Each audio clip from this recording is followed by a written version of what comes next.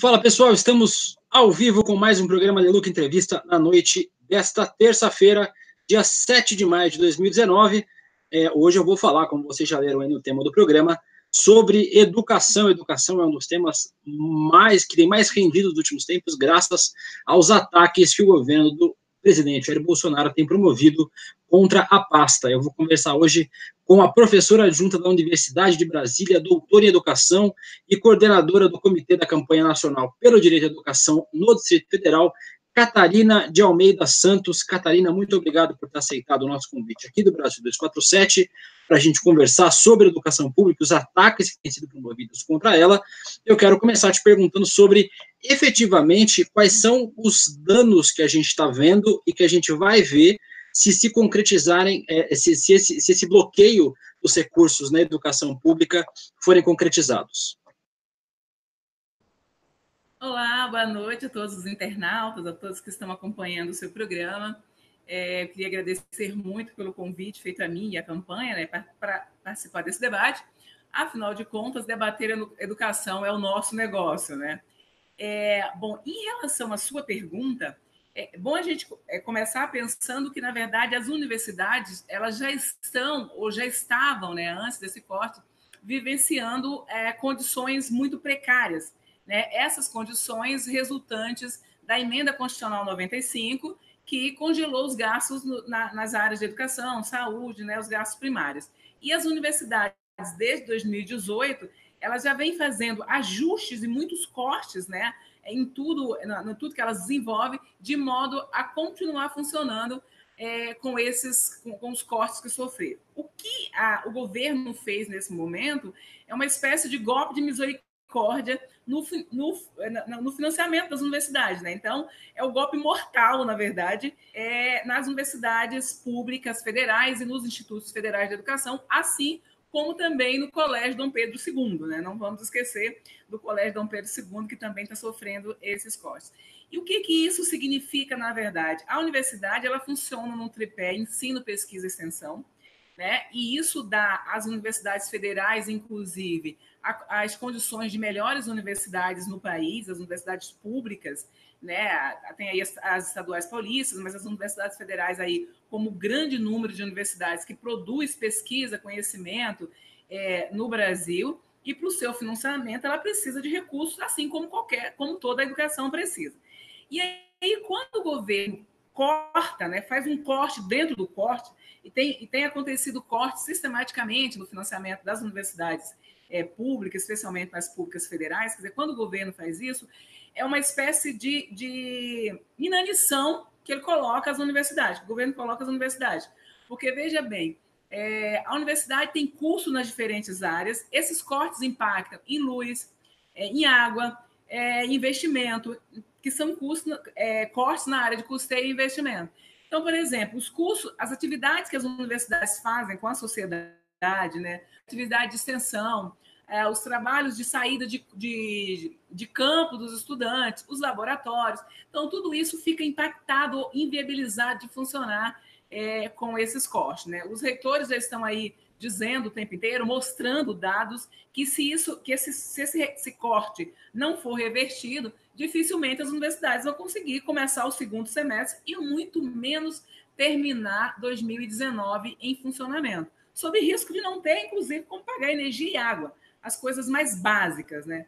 E aí os impactos disso que a gente precisa pensar, obviamente, tem um ataque aí a uma universidade, sobretudo nesse momento que a universidade brasileira muda muito o perfil, né? Então, a gente tinha há 10, 15 anos atrás uma universidade que tinha um perfil completamente de aluno, eram estudantes, né, com poder aquisitivo mais alto, a população negra, a população periférica, não fazia parte da universidade. Hoje, o perfil da universidade é praticamente meio a meio, né? Com esses alunos, com alunos negros, com alunos de baixa renda. Então, o fechamento das universidades é a impossibilidade que essas pessoas também tenham acesso à educação superior, que é tão importante no desenvolvimento do país e da sociedade. Então, esses alunos, com certeza, esses estudantes negros de baixa renda serão muito mais impactados com isso. Mas a gente não pode esquecer que a sociedade como um todo, para além do do impacto indireto, tem um impacto direto, por exemplo, com a questão dos hospitais universitários, né? E atende aí a população. Então, o que o governo está fazendo é ameaçar a extinção da universidade pública como nós conhecemos.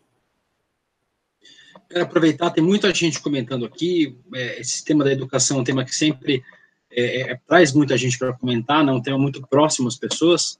Quero agradecer a todo mundo que está assistindo, Sônia Mourão assiste sempre, a Josi Negreiros, Eloy Menezes, o pessoal que está sempre assistindo aqui, Silene Godoy, quem mais? Aline Galvão, já falei, Regina Ribeiro, Fernanda DS, tem mais gente aqui, Rogério Matucci, o Wagner da Costa Araújo, também a Natércia Bukowitz, que manda boa noite para os admiradores do querido De Luca. Não sei se são tantos assim, Natércia, mas eu agradeço mesmo assim. E mandem perguntas aqui para a gente conversar com a professora Catarina Santos, que está conversando comigo sobre universidades e ensino público sob risco de ataque do governo Bolsonaro.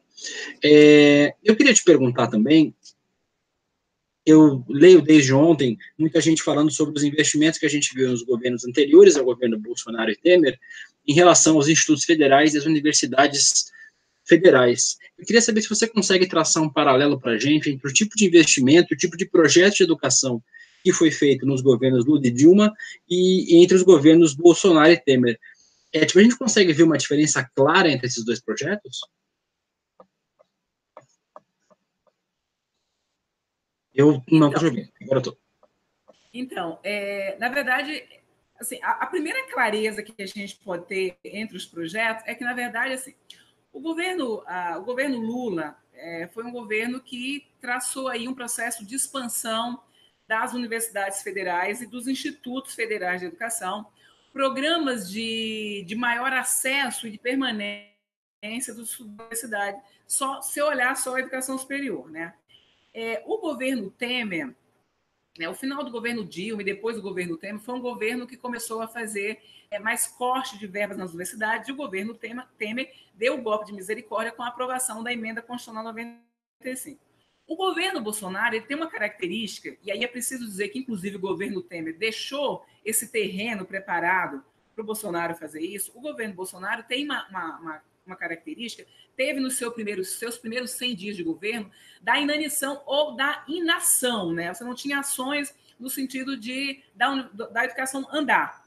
Com a assumência do ministério pelo novo ministro, o que a gente tem? Um projeto claro, a implementação daquilo que está desenhado desde o início do governo Bolsonaro. O governo Bolsonaro nunca teve um projeto de educação ou de nenhuma área para o país. O que ele sempre teve? Tinha um projeto de destruição.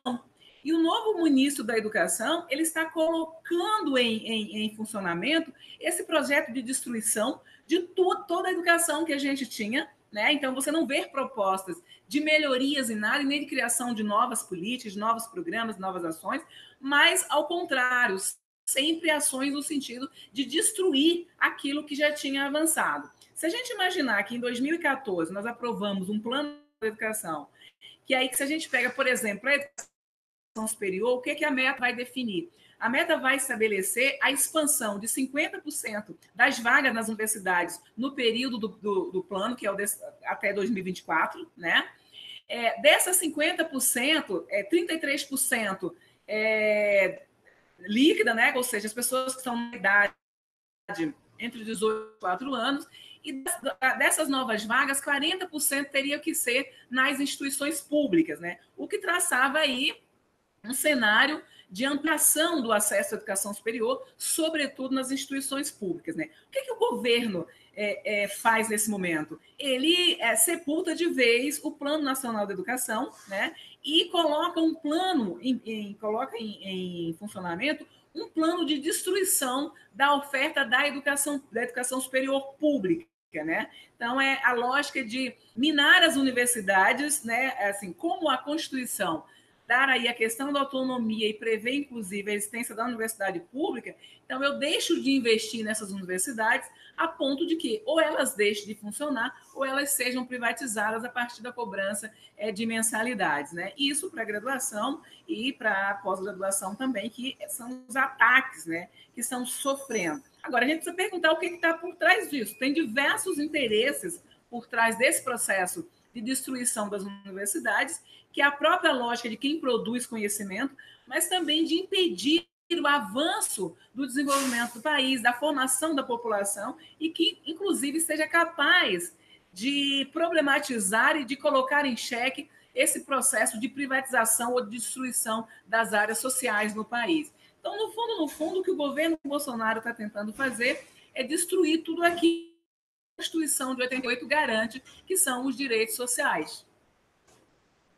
Esses ataques que o Bolsonaro promoveu, né, esse contingenciamento, hoje o ministro disse, né, o ministro participando de um evento lá no Congresso, disse que, na verdade, não são cortes, é um contingenciamento de gastos, mas ele disse que, na verdade, o Bolsonaro disse, na verdade, que também é importante investir na educação básica, né, mas a gente viu que esse contingenciamento de gastos também atingiu a educação básica.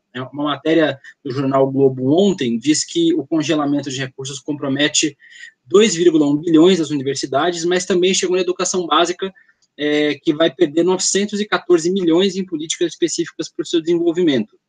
Eu queria saber, além desse dano às universidades, esse corte de recursos, a falta de investimento de recursos na educação básica pode trazer que outras consequências para o país? Então, se não houvesse recorte na educação básica, mas também se não houvesse mais investimentos, o que acontece? Novamente, é bom a gente voltar ao Plano Nacional da Educação. E por que é importante a gente pensar o plano? O plano, ele estabelece quais são as metas e estratégias que o país precisa desenvolver durante 10 anos para mudar a realidade da educação no país, né? Então, e o plano, ele tem aí 20 metas que pega da educação infantil até a pós-graduação, a formação e valorização dos profissionais da educação, e o financiamento. E aí é bom lembrar que a meta 20, ela vai ter uma estratégia 20.10, que vai dizer que cabe ao governo federal complementar, junto a estados, municípios e Distrito Federal, o valor do custo aluno qualidade, ou seja, as condições para que se garanta a educação de qualidade. A Constituição, a responsabilidade pela educação no país é do Estado brasileiro. A responsabilidade da oferta foi subdividida entre os entes, mas a União, por exemplo, tem uma função supletiva e redistributiva. Então, a ela também cabe garantir que os estados e os municípios ofereçam educação. Aí, voltando, se a gente não tivesse cortado nada da educação básica, a gente ainda prejudicaria a educação básica. Por quê? Porque, obviamente, para que você tenha professores formados, por exemplo, na educação básica, eu preciso ter formação em nível superior. Eu tenho metas lá estabelecidas para a formação dos professores em licenciatura e na área de sua atuação.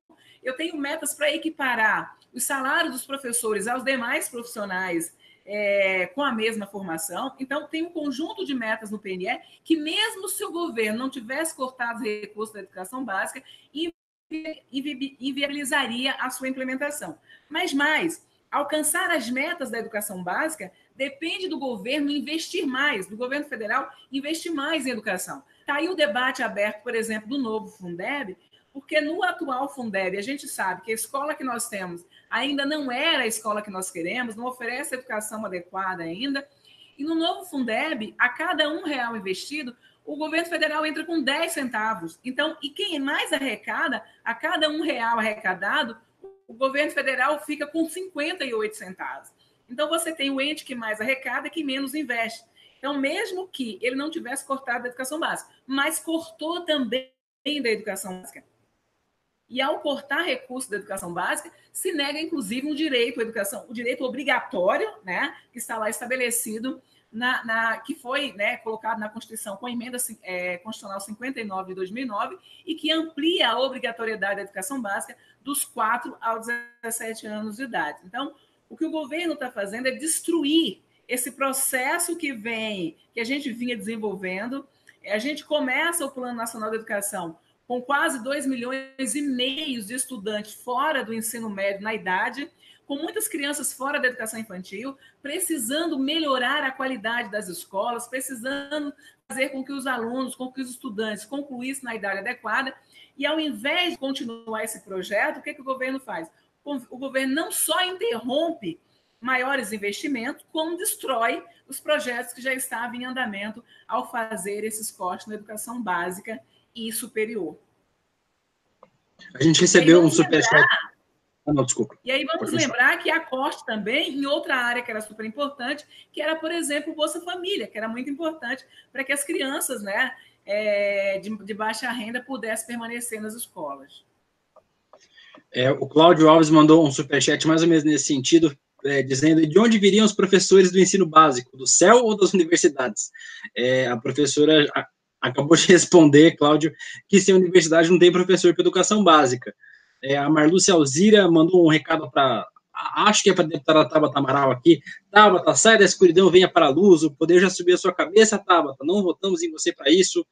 Está anotado a sua indignação com a Tabata Amaral. Marlúcia, obrigado pelo superchat. Para vocês que mandaram o superchat agora, para os dois que mandaram. Agradecendo todo mundo que está assistindo, ler mais alguns comentários. A Renata Rosa mandou aqui. Renata Rosa foi minha primeira chefe. Um beijo para você, Renata. Você sabe como eu gosto de você. Renata mandou, enquanto não inventarem um mecanismo tecnológico para parar as fake news, muitos continuarão nesse delírio de seguir este psicopata e justificar tudo que ele faz, por pior que seja, estão hipnotizados. É verdade. Outro beijo para você, Renata. Teve mais um comentário aqui. Cadê? A Josi Negreiros, não, a Regina Ribeiro diz, os governos petistas criaram 18 universidades, 360 institutos e 133 campi para vir um analfabeto subserviente aos Estados Unidos para destruir tudo. É um terror. Olha, Regina, achei você muito ofensiva agora com os analfabetos. Eles não merecem ser comparados a este presidente. A Josi Negreiros diz, o objetivo é privatizar as universidades públicas. A Catarina acredita que ele irá tão longe se nada for feito para impedir? Só lutar por recursos não basta, creio. Eu quero aproveitar essa pergunta da Josi, Catarina, para falar sobre um parentesco incômodo nesse governo Bolsonaro, né? O ministro da Economia, o Paulo Guedes, ele é irmão da vice-presidenta da Associação Nacional de Universidades Privadas, a Elizabeth Guedes.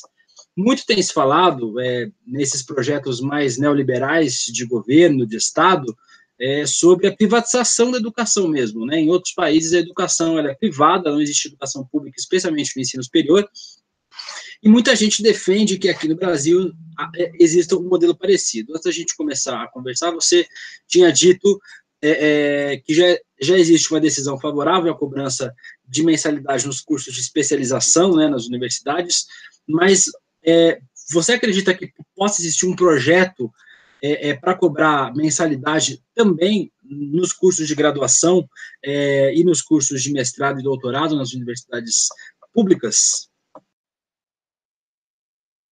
Então, na verdade, o projeto de privatização das cidades, ele está em curso, é um desejo... Na verdade, esse embate está sempre colocado, né? Não é de hoje que esse debate sobre a questão de cobrança de mensalidade nas universidades, ele está sendo colocado, e aí agora parece que tem um governo que está querendo concretizar essa perspectiva. Isso só não vai acontecer se a sociedade, e aí o parlamento, a população em geral, né, todo mundo se unir e brigar, inclusive pela derrubada desse governo, né, e para salvar esse país. Em relação à cobrança, o que acontece? As faculdades de educação, por exemplo, sempre foram as faculdades que lutaram muito para que não houvesse cobranças na universidade de nenhuma espécie, inclusive nos cursos de especialização, né? Mas sempre houve um embate muito grande, inclusive no interior das universidades, sobre essa questão de curso de especialização, especialmente em algumas áreas, como odontologia, né? Algumas áreas como essa, tinha sempre essa questão de curso de especialização, lato sensu, vamos deixar claro isso. Em relação ao mestrado e doutorado, não há nenhuma universidade que cobre e que defenda isso. A graduação, muito menos, né? Agora, qual que é a lógica posta no governo? tem um projeto aí de privatização da universidade.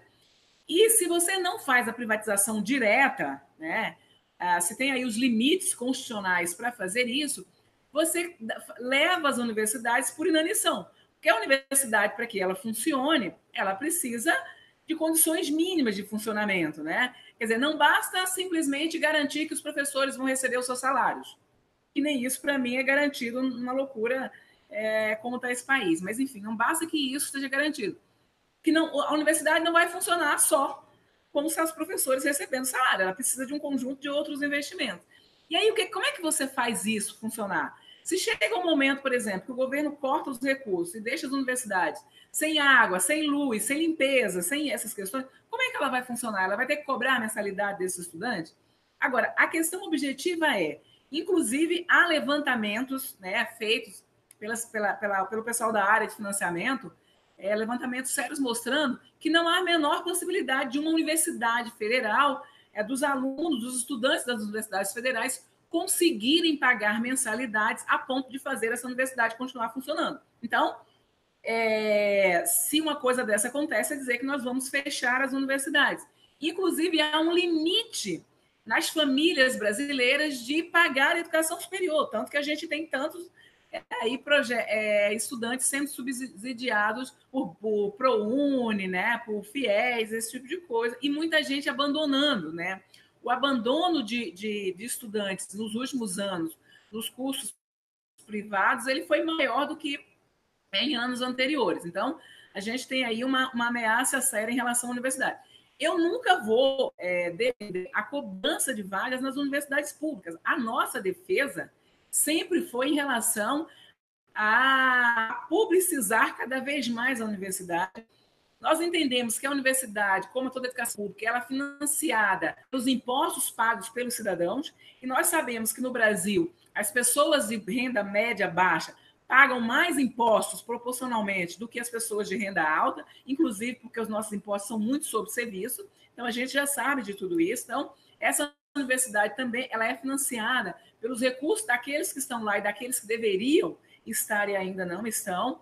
E em relação à questão do parentesco, né, e aí não é só a irmã do Paulo Guedes, mas há influências que as fundações empresariais vêm tendo dentro do governo. E aí basta pensar que o ministro da Educação anda se reunindo com Lema, com a Fundação Ayrton Senna, né, com esse grupo, o Todos pela Educação, para tomar um conjunto de decisões. Então, existe aí todo o interesse do campo das fundações empresariais, dos grupos, dos empresários da educação, né? Porque a educação desse país também é muito como ter um mercado educacional, tanto para educação básica como superior. Então, são essas pessoas que estão sendo chamadas para debater essas questões com o governo. Então, há um projeto em curso, né? E aí, como alguém falou da Tabata aí, inclusive a própria Tabata é defensora de que quem pode pagar, pague nas universidades. Assim, isso é uma aberração completa, né, em relação a isso, mas ela defende isso nos seus posicionamentos, né? Então, há uma relação promíscua aí em relação ao público-privado no Estado brasileiro, e que vamos lembrar que não é novo, né? Lá na década de 30 e 40, o Anísio Teixeira já apontava e já tinha os embates entre os publicistas e os privatistas do campo da educação, que lá naquela época eram as oligarquias, e que hoje a gente pode trocar aí pelos ultraliberais, né, que vai na mesma lógica e funciona no mesmo modus operandi. Então, tem aí uma lógica de negar à população brasileira o direito social, a questão da educação, inclusive por meio da privatização. E aí, se você privatiza, você vai limitar quem é que tem acesso a essa educação e você vai oferecer, quando muito, à população uma educação de muito baixa qualidade, quando não a exclusão dessa educação. E aí a gente não pode esquecer que tem aí no bojo disso discussão de homeschooling, né, a discussão de militarização das escolas, o que o Bolsonaro propõe a criação de um colégio militar em cada capital, e que, na verdade, as escolas das corporações são escolas privadas com altíssimas mensalidades. Então, a gente vai fazendo a leitura desse conjunto de ações para ir mostrando para onde anda, por onde está andando, né? Quais são os objetivos que esse governo realmente tem em relação às áreas sociais no Brasil. Mas tem gente que defende que os alunos que possam pagar, no caso, então quem tem a renda, pague pela mensalidade do ensino superior. Ainda nesse caso, você é contra essa cobrança? A universidade é pública e ela precisa ser pública para todas as pessoas, entende? O que a gente precisa é de ações que expandam o acesso à educação superior e que as diversas pessoas possam fazer. E aí é preciso entender, a universidade ela é financiada com os recursos advindos dos impostos pagos por todos os brasileiros, né? Especialmente essa daí da população. Então, você não funcionar, a universidade não vai funcionar com mensalidade de quem pode pagar. Essa defesa de quem pode pagar, paga, na verdade, é uma lógica de voucher na educação, praticamente, né?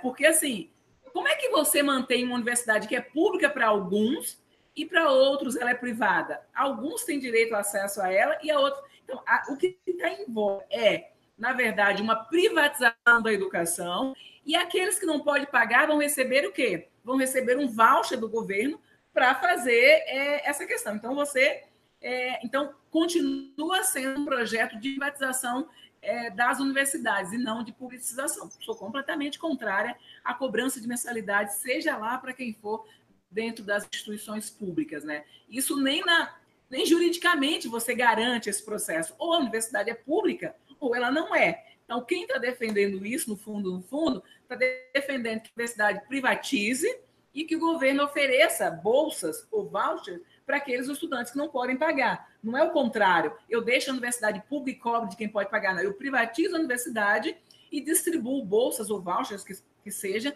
para aqueles que não podem pagar. É disso que nós estamos falando, né? Deixa eu aproveitar ainda que a gente está falando sobre faculdades e universidades, além dos ataques que o Bolsonaro promoveu agora, promovendo esses cortes, ele quer chamar de outro nome, mas basicamente esse acontece, são cortes no orçamento, ele ainda promoveu outro ataque especificamente a cursos da área de humanas, né? Ele citou filosofia, citou sociologia, e ele tem feito, e na justificativa dele, ele diz que esses cursos não trazem resultado prático para a sociedade. Citou curso de veterinária, engenharia, medicina. O próprio ministro da Educação, o Arthur Weintraub, disse que, tipo, já imaginou, uma mãe e um pai agricultores mandam um filho para a universidade, ele volta com diploma de antropologia. Como é que você tem visto esses ataques, especialmente contra os cursos de humanas, Carolina? Catarina, errei seu nome de novo, Catarina. Tranquilo. Então, tem algumas proposições que o governo Bolsonaro faz, e os seus ministros, que fica que é de tamanha ignorância que fica muito difícil a gente debater. É de tamanho desconhecimento que fica difícil a gente debater. Bom, objetivamente, em relação à possibilidade de que isso aconteça. Primeiro que a existência de universidade requer a existência das diferentes áreas do conhecimento. Então, eu não vou montar uma universidade só com uma área, ela deixa de ser uma universidade. Segundo, ele está fazendo a proposição disso nas universidades federais. As universidades federais, elas têm autonomia para criar ou fechar os seus cursos. Então, não é o governo que define isso, é a própria universidade, a não ser que o Bolsonaro esteja falando o que ele realmente quer fazer, que é um estado de exceção e não um estado democrático de direito, como está inscrito na nossa Constituição, né? Então, se ele quer rasgar, se ele está dizendo que vai rasgar a Constituição, aí a gente conversa em outras bases, mas nessas bases. E por que o ataque é contra a área de humanas? Né? Porque, assim, deve ser porque exatamente a área de humanas que tem aí a capacidade de formar as pessoas para pensar, de formar sujeitos pensantes, né? O grande arcabouço teórico, né, da perspectiva da compreensão da sociedade, do debate da sociedade, da compreensão do sujeito, vem muito das áreas de humanas, especialmente das áreas que o Bolsonaro quer cortar, que é filosofia, sociologia, né, possivelmente artes, né? Então, essas áreas que são fundamentais na constituição do sujeito a construção do sujeito, são as áreas que um governo dessa natureza quer cortar. É muito característico de governos autoritários quererem cortar filosofia e sociologia dos processos de ensino. Né? Não são muitos países no mundo que você tem sociologia e filosofia no ensino médio. Né? E se a filosofia... E aí a gente tem que olhar as coisas com cantenado. Primeiro, você faz uma reforma do ensino médio completamente esdrúxula, né? Inclusive dispensando a questão da sociologia e da filosofia, dependendo dos itinerários formativos, bem entre aspas, e depois você vem com um ataque que não precisa ter sociologia e filosofia na universidade, porque, inclusive, são áreas que formam professores para essas áreas e que são áreas que questionam o próprio modus operandi de governos autoritários. Né? Então, o ataque às áreas de humanas ela é muito característica de governos autoritários, né? de governos que têm esse viés autoritário, como o governo Bolsonaro. Né? Então, o ataque às áreas de humana é o próprio ataque à formação e à constituição dos sujeitos, né? Coisa que... quando eu defendo militarização, quando eu defendo a transformação das escolas em quartéis, né? Qual é a possibilidade de você ter sujeitos ou uma sociedade que abrace a lógica de uma escola quarteirizada? Né? É uma sociedade que não pensa, é uma sociedade que não questiona, é uma sociedade que não põe em questão as suas áreas. Mas, assim, eu nunca vi, a não ser nos processos de ditadura, alguém defender a extinção das áreas humanas dos processos formativos. A gente tem visto uma reação muito grande dentro do país, né? A gente que viu poucos protestos contra esse governo desde que ele começou, protestos de vulto. A gente viu ontem um protesto no Rio de Janeiro, em frente ao Colégio Pedro II, de estudantes, e a gente também viu uma reação internacional, né? Acadêmicos de 800 instituições ao redor do mundo fizeram um documento sobre esses cortes nas áreas de humanas, e os estudantes estão indo nas ruas do Brasil inteiro, nas universidades do Brasil inteiro, protestar contra esses cortes de recursos anunciados pelo governo do presidente Jair Bolsonaro. Eu queria saber como é que você tem visto essa reação dos estudantes, dos acadêmicos e também da própria sociedade em relação a esses anúncios que o presidente Bolsonaro fez. Então, os anúncios que o governo do Brasil vem fazendo, eles são tão inacreditavelmente absurdos, né, que é comum e aí que bom que esteja provocando essa reação no mundo como um todo, né? Então, porque assim, é de tamanho absurdo, mas de tamanho absurdo que qualquer pessoa com um mínimo de discernimento se estarrece com essa questão. E aí você vê o mundo, inclusive, que vinha acompanhando o desenvolvimento do país, né? O Brasil aí aparecendo nos diferentes espaços de luta, inclusive, né? E aí, de repente, você vê esse mergulho para o abismo, né? É muito difícil imaginar que as pessoas que tenham qualquer sensatez não se revolte contra isso. Se a gente for olhar os movimentos mais revolucionários do mundo na história, né? Eles sempre têm participação ativa dos estudantes. Né? Os estudantes eles têm tido um papel muito importante em momentos históricos na história do mundo, não só do Brasil. E aí, quando a gente vê essa reação da população, ainda não tão grande quanto precisa ser, mas eu acho que está acontecendo, nos dá a esperança de que a gente pode retomar o Brasil, né? Pegar esse país de volta e fazer desse país um país para os brasileiros, né? Um país para a nação. Né? Obviamente que... e aí tem um elemento que o governo brasileiro, o governo Bolsonaro, ele é capaz de tantos absurdos que chegou. Né? A população como um todo, apesar das fake news, apesar de tudo isso, a população já está começando a perceber esse desmonte e, mais do que perceber, ela começa a sofrer na pele o que significa tudo isso, né? O país, teve a época do impeachment, né? A gente falava, não, uma hora a população acorda. Teve a questão da reforma trabalhista, o processo de terceirização, e faltava movimento. Mas, assim, tem uma coisa que né, essas legislações vão sendo aprovadas e a população não necessariamente entende muito bem o que isso vai acontecer, a não ser na hora que isso dói lá na pele, né? E aí, o que o governo Bolsonaro está fazendo é atirar e destruir. A minha lógica é essa. O governo só tem um projeto: destruir tudo que construímos nesse país que preste até hoje. Né? Porque a gente está trabalhando uma lógica de combater, por exemplo, o genocídio da população pobre e negra. Aí o governo faz todos os projetos, assina decreto de armar a população até os dentes.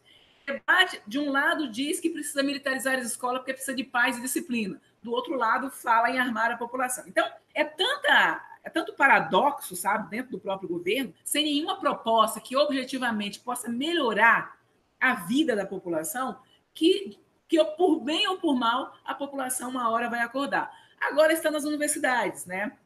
Essa reação toda dos acadêmicos das universidades, que inclusive ameaça a existência da própria universidade.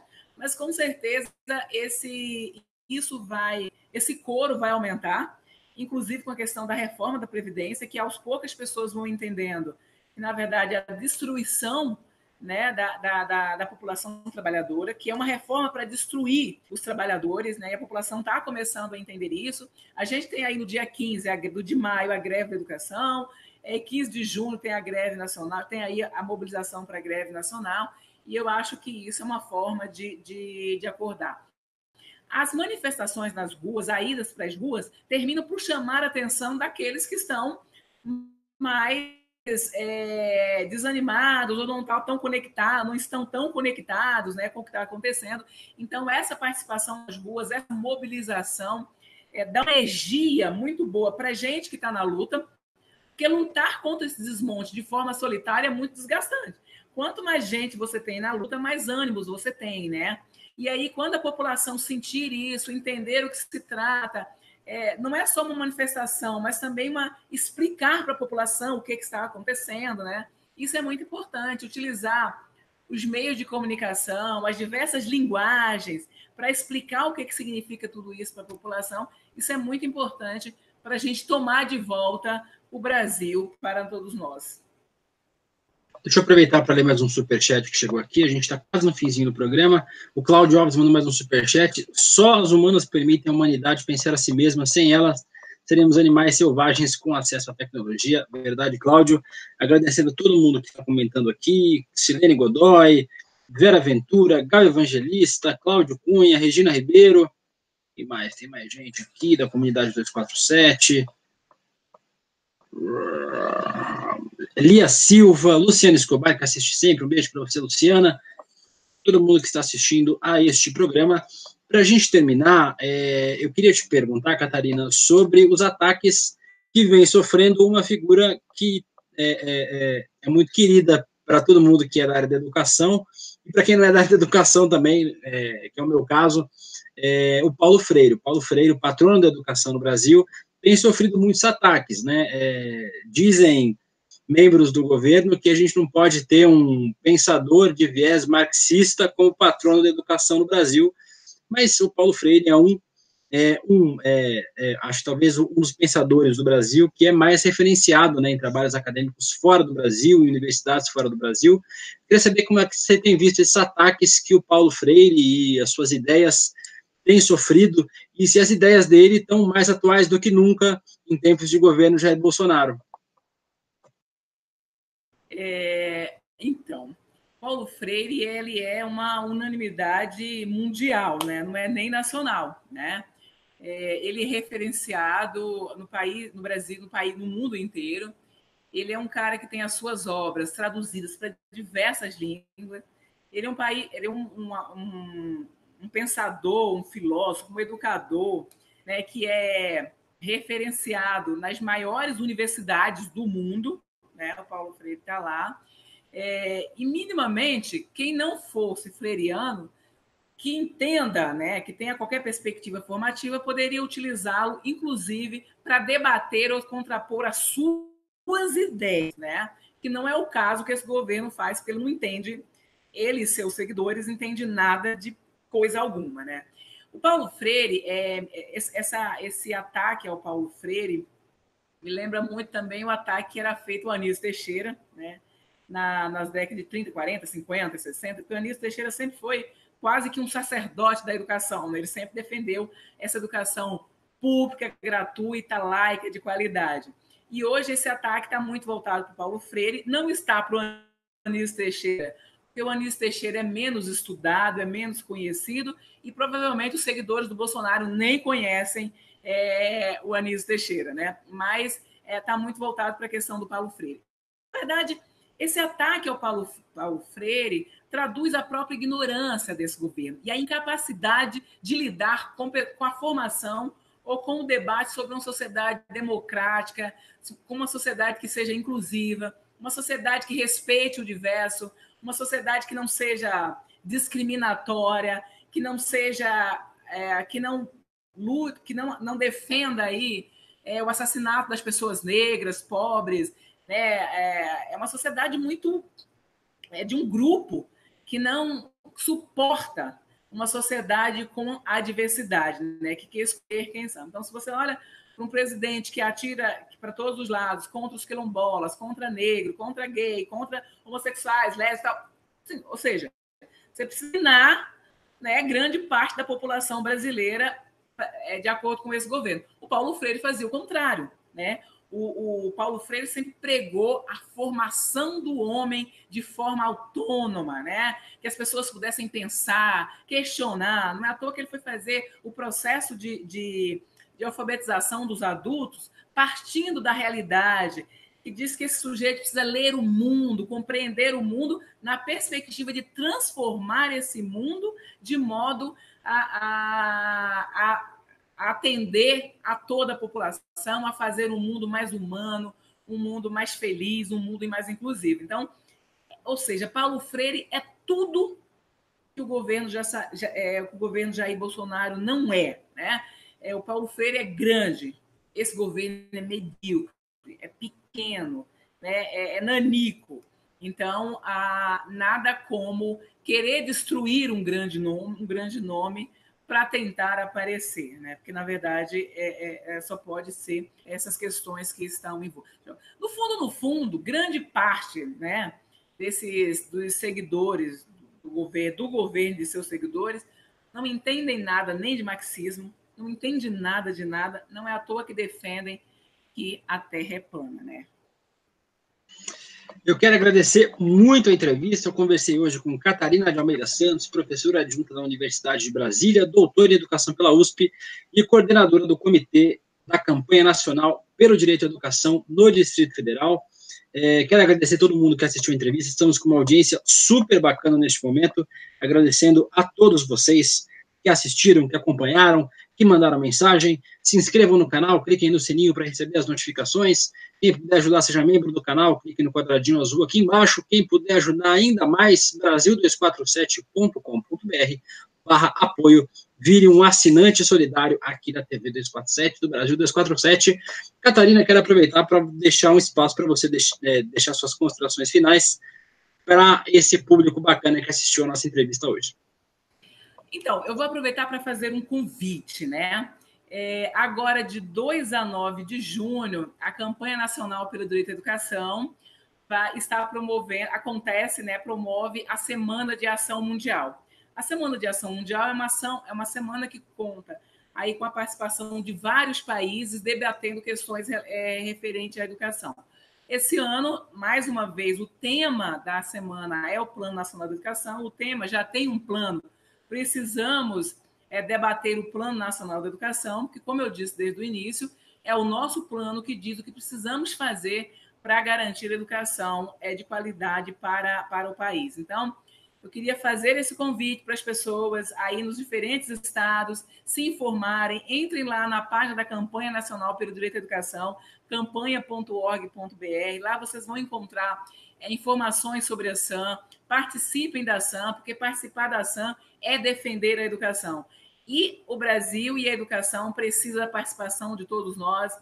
E a educação é a bandeira da campanha. A campanha fez do direito à educação a sua razão de existir.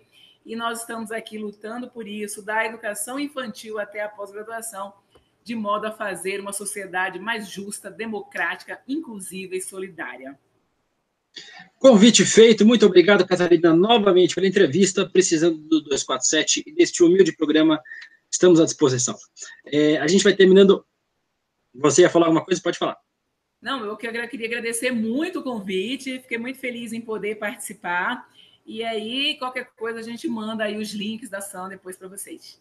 Muito bem, pode mandar que a gente divulga aqui no 247 também. A gente vai terminando mais um Deluca Entrevista aqui no Brasil 247, na TV 247. Amanhã eu vou entrevistar no estúdio Bruno Ramos, da Liga Funk, para falar sobre preconceito e discriminação contra a cultura funk, né? A gente tem visto mais e mais o aumento, a repressão, inclusive, contra nomes do funk. Então amanhã eu vou conversar com o Bruno Ramos, da Liga Funk, lá no estúdio do 247. Eu vou ficando por aqui, continue acompanhando a programação do Brasil 247, daqui a pouco tem Gustavo Conde, e também continue acompanhando a nossa cobertura lá no site brasil247.com.br. Até amanhã, tchau!